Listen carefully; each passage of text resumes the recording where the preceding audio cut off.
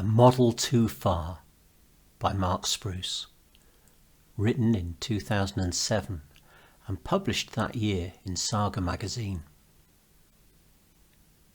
A discussion with some friends at a party recently brought to light a curious phenomena common to all the men at the gathering. The model too far, the one that was just too difficult to complete. Enticed perhaps by the picture on the box, young boys spent their precious pocket money on a model that was just too difficult to complete.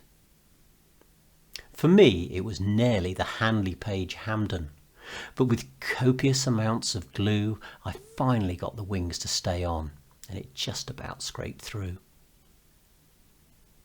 Just about any boy who grew up in the 1960s and 70s made models from time to time. For me, a trip to my grandmother's was always made extra special by the model she bought me to complete whilst I was visiting. It was only many years later I realised that this was a subtle way for the adults to keep me occupied whilst they talked endlessly in the lounge.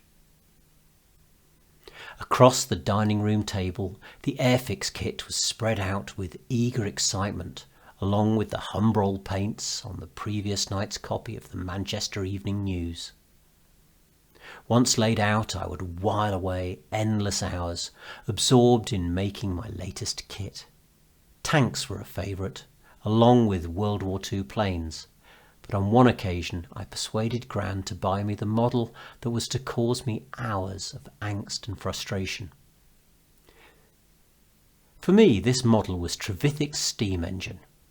I remember the picture on the box looked wonderful, and I could not wait to empty all the bits from the plastic bag and get started.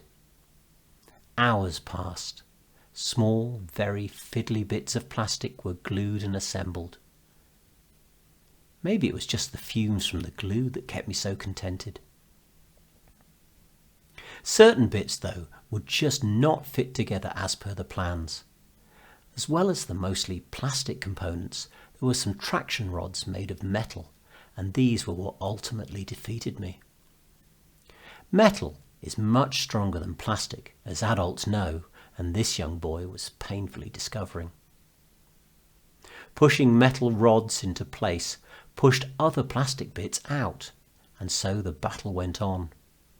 I must have been 11 or 12 when this happened, but I can still remember the complete and utter frustration of accepting defeat by this particular model and throwing down my tube of glue in disgust.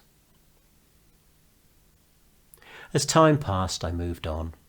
I made other models, and the memory of Trevithick's steam engine gradually faded. I was over my defeat. Or was I? The party discussion brought all the memories flooding back. I was not quite as over it as I had thought. One friend at the party, defeated by a model of Jacques Cousteau's Calypso aged 8, must have remembered this conversation, as on my birthday he very kindly ordered me a fresh Trevithick model from the internet. I had not made a model in over 30 years, but seeing that box brought a tremendous smile to my face. Spruce versus Trevithick, the rematch. That model was a swine to complete. Metal rods and plastic parts still caused problems, but this time I had age and experience on my side. I stuck with it over several evenings, and this time I won. The memory of that defeat in 1972 was finally erased, and the model now sits proudly on the windowsill of our conservatory. Every time I look at it, I get a feeling of achievement. I'm sure there are many men of a certain age who had a similar experience. Their own Airfix Arnhem, a model too far. It's not too late.